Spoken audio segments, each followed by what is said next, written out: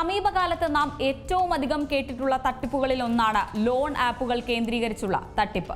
ഏറ്റവും ഒടുവിൽ തിരുവനന്തപുരത്ത് ഒരു യുവാവിന് ജീവൻ നഷ്ടപ്പെട്ടത് നമ്മൾ കണ്ടതാണ്. കൃത്യസമയത്ത് ലോൺ അടച്ചാലും ഇല്ലെങ്കിലും ഭീഷണിയാണ്. ആ ഭീഷണി പലരുടെയും ജീവൻ കവരും. ലോൺ ആപ്പുകളും തട്ടിപ്പുകളും നിയമവഴികൾ നോക്കാം. പ്രത്യേക സെഗ്മെന്റ് ജൂറിസ്. ഫിൻടെക് കമ്പനീസ് വന്നതിന് ശേഷം, അതായത് ഫിൻടെക് എന്ന് പറഞ്ഞു കഴിഞ്ഞാൽ ഫിനാൻഷ്യൽ ടെക്നോളജിക്കൽ സപ്പോർട്ട് തരുന്ന കമ്പനീസ് വന്നതിന് ശേഷമാണല്ലോ ഈ ഓൺലൈനായിട്ട് ഡിജിറ്റൽ മണി എന്നുള്ള ഒരു കോൺസെപ്റ്റ് വരുന്നത്. അതിന് മുമ്പ് നമ്മൾ പൈസ എന്ന് പറയുന്നത് നമ്മൾ ബാങ്കിൽ കറൻസി ആയിട്ട് ഡെപ്പോസിറ്റ് ചെയ്യുന്നു, കറൻസി ആയിട്ട് പിൻവലിക്കുന്നു, കറൻസി ആയിട്ട് ട്രാൻസാക്ട് ചെയ്യുന്നു.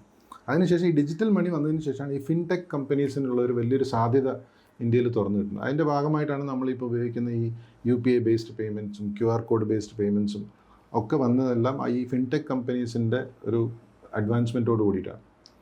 അപ്പോൾ അതിൻ്റെ ഒരു അടുത്ത സാധ്യത എന്ന് പറയുന്നത് ഒരാളുടെ ട്രാൻസാക്ഷൻ ബേസിസിൽ അദ്ദേഹം ഈ UPI ബേസ്ഡ് ആയിട്ടുള്ള ആപ്പുകൾ വഴി ട്രാൻസാക്ട് ചെയ്യുമ്പോഴത്തേക്കും അവരുടെ ട്രാൻസാക്ഷൻ വഴി അവരുടെ ഒരു ഫിനാൻഷ്യൽ ക്രെഡിബിലിറ്റി, അതിൻ്റെ ഡേറ്റ ഈ കമ്പനീസിന് ആക്സസ് ചെയ്യാൻ പറ്റും. അപ്പോൾ അതിൻ്റെ ബേസിസിലാണ് ഇത്തരം ഡിജിറ്റൽ ലെൻഡിങ് ആപ്സുകൾ വരുന്നത്. ഈ ഡിജിറ്റൽ ലെൻഡിങ് ആപ്സിൻ്റെ ഉദ്ദേശം എന്ന് പറയുന്നത് അവർ ഓൺലൈൻ വഴി നമ്മൾക്ക് യാതൊരു പേപ്പേഴ്സോ അല്ലെങ്കിൽ നമ്മളുടെ യാതൊരു ഡോക്യുമെൻറ്റേഷനൊന്നും ഇല്ലാതെ തരുന്ന ലോണുകളാണത്. അപ്പോൾ അങ്ങനെ വരുമ്പോഴത്തേക്കും അവർക്ക് എന്താണ് അതിനുള്ള ക്രെഡിബിലിറ്റി? ആ ക്രെഡിബിലിറ്റി എന്ന് പറയുന്നത് ഈ ആപ്പ് നമ്മൾ ഇൻസ്റ്റാൾ ചെയ്യുമ്പോഴത്തേക്കും നമ്മൾ അവർക്ക് കൊടുക്കുന്ന ചില പെർമിഷൻസാണ്. എന്തൊക്കെ പെർമിഷൻസ് എടുക്കുന്നുണ്ടാവും?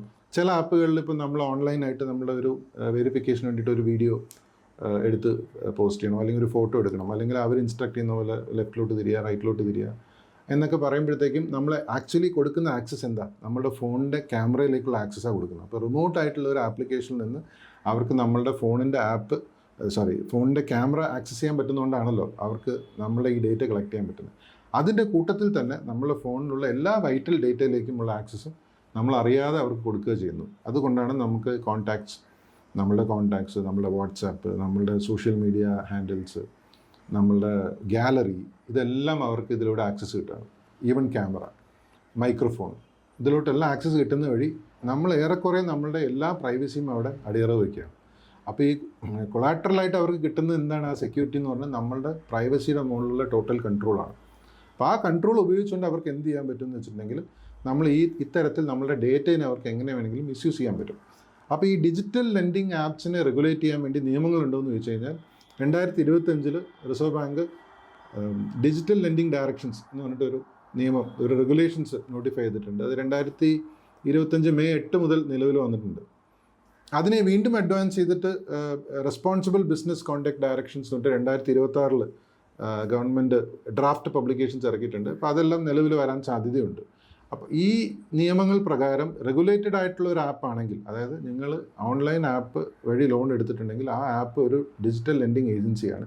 അത് റെഗുലേറ്റഡ് ആയിട്ടുള്ളൊരു ഏജൻസി ആണെങ്കിൽ അവർക്ക് ചില നിയമങ്ങൾ ബാധകമാണ്. ആ നിയമങ്ങൾ എന്തൊക്കെയാണെന്ന് വെച്ചിട്ടുണ്ടെങ്കിൽ അവർക്ക് നിങ്ങളുടെ ഫോണിൽ ഈ പറഞ്ഞ മുകളിൽ ക്രൂഷ്യലായിട്ടുള്ള യാതൊരു ഡേറ്റയുടെ മുകളിലും അവർക്ക് ആക്സസ് ഉണ്ടാവില്ല.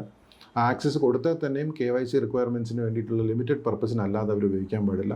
റിക്കവറിക്ക് വേണ്ടി വിളിക്കുന്ന ആൾക്കാർ രാവിലെ 8 മണിക്കും രാത്രി 7 മണിക്കും ഇടയിൽ മാത്രമേ വിളിക്കാവൂ.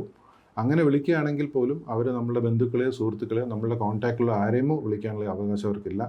വാട്സാപ്പ് വഴി മെസ്സേജുകൾ അയക്കാൻ പോലും നമുക്കെന്നല്ല, നമ്മൾ റിലേറ്റീവ്സിന് മാത്രമല്ല നമുക്ക് പോലുള്ള മെസ്സേജസ് അയക്കാൻ റെഗുലേഷൻസ് ഉണ്ട്. പക്ഷേ ഈ ത്രെറ്റനിങ് മെസ്സേജസ് അയക്കുക, കോൺടാക്ട്സ് മിസ്യൂസ് ചെയ്തിട്ട് അതിലോട്ട് ആക്സസ് ചെയ്തുകൊണ്ട് നമ്മുടെ ഗാലറിയിൽ നിന്നുള്ള ഫോട്ടോസ് എടുത്തിട്ട് ആ ഫോട്ടോസ് മോർഫ് ചെയ്തിട്ട് പടങ്ങൾ അയക്കുക. ചില ഫോട്ടോസിലൊക്കെ ഞാൻ കേട്ടിട്ടുണ്ട് ആൾക്കാർ ഷർട്ടില്ലാതിരിക്കുന്ന പോലെയോ അല്ലെങ്കിൽ അവരെന്തെങ്കിലും കോംപ്രമൈസിങ് സ്റ്റേറ്റിലിരിക്കുന്ന പോലെയൊക്കെ മോർഫ് ചെയ്തിട്ട് ഏത് സഹായത്തിലൊക്കെ ചെയ്യുന്നതായിരിക്കാം. അത് അവരുടെ സുഹൃത്തുക്കൾക്ക് അയച്ചു കൊടുക്കുക. അതൊന്നും അല്ലെങ്കിൽ ഇവരുടെ വെറുതെ ഒരു ഫോട്ടോ എടുത്തിട്ട് ഇവന് ഇതുപോലെ പൈസ കടം മേടിച്ച് തരാത്ത ആളാണ് എന്നുള്ള രീതിക്ക് സർക്കുലേറ്റ് ചെയ്യുക. ഇതൊക്കെ ചെയ്യാൻ സാധിക്കുന്നുണ്ടാകും. അതെല്ലാം എന്തുകൊണ്ടാണെന്ന് വെച്ചിട്ടുണ്ടെങ്കിൽ അതെല്ലാം ഇല്ലീഗൽ ആപ്സാണ്. ഈ റെഗുലേറ്ററി ഫ്രെയിംവർക്കിൻ്റെ അകത്ത് വരുന്ന ഡിജിറ്റൽ ലെൻഡിങ് ഏജൻസീസിൻ്റെ ഒരു ഡയറക്ടറി റിസർവ് ബാങ്ക് അവരുടെ വെബ്സൈറ്റിൽ പബ്ലിഷ് ചെയ്തിട്ടുണ്ട്. അതിൽ പുതിയതായിട്ട് അപ്രൂവൽ കൊടുക്കുന്ന എല്ലാവരുടെയും പേരുകൾ അതിൽ പബ്ലിഷ് ചെയ്തുകൊണ്ടേയിരിക്കും. അപ്പോൾ നമ്മൾ അതിൽ ചെക്ക് ചെയ്ത് കഴിഞ്ഞാൽ നമുക്കറിയാം ഇതൊരു പബ്ലിഷ്ഡ് കമ്പനിയാണോ.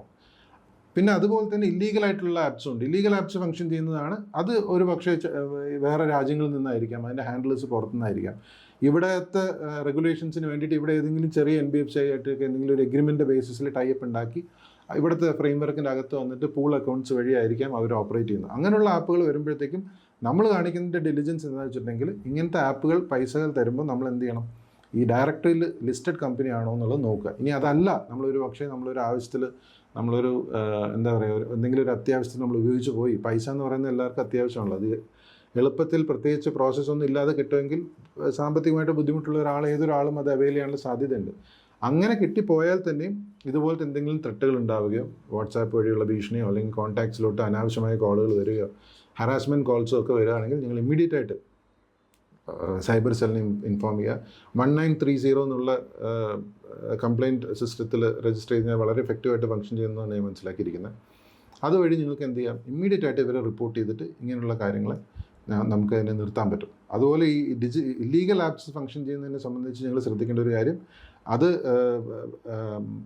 അതിനെ കൺട്രോൾ ചെയ്യാൻ നമുക്ക് ഡയറക്റ്റായിട്ട് പറ്റില്ലെങ്കിൽ അവരുടെ ത്രെട്ടുകളിൽ നിന്ന് നമുക്ക് വിത്ത്സ്റ്റാൻഡ് ചെയ്യാൻ പറ്റും. കാരണം അവർ ഇല്ലീഗൽ ആയതുകൊണ്ട് തന്നെ അവർക്കത് എൻഫോഴ്സ് ചെയ്യാനുള്ള ബുദ്ധിമുട്ടുകൾ ഉണ്ടാവും. അപ്പോൾ നമ്മളുടെ കീ എന്ന് പറയുന്നത് നമ്മളുടെ നിശബ്ദത, നമ്മളുടെ സൈലൻസ് ആണ് അവരുടെ ഏറ്റവും വലിയ ആയുധം. കൂടിപ്പോയാൽ നമ്മളൊരു ഫോട്ടോ അയക്കുമായിരിക്കും, മോർഫ്ഡ് പടവങ്ങൾ അയക്കുമായിരിക്കും, അതെല്ലാം തന്നെ നമുക്ക് നിയമപരമായിട്ട് ഹാൻഡിൽ ചെയ്യാം. നമ്മളുടെ ഭയവും നമ്മളുടെ നിശബ്ദതയാണ് അവരുടെ ഏറ്റവും വലിയ ആയുധം. അതിന് വീഴാതിരിക്കുക. ഏറ്റവും പുതിയ വാർത്തകളും വിശേഷങ്ങളും വിരൽ തുമ്പിലറിയാൻ സീ മലയാളം ന്യൂസ് എല്ലാ ഡിജിറ്റൽ പ്ലാറ്റ്ഫോമുകളിലും ലഭ്യം.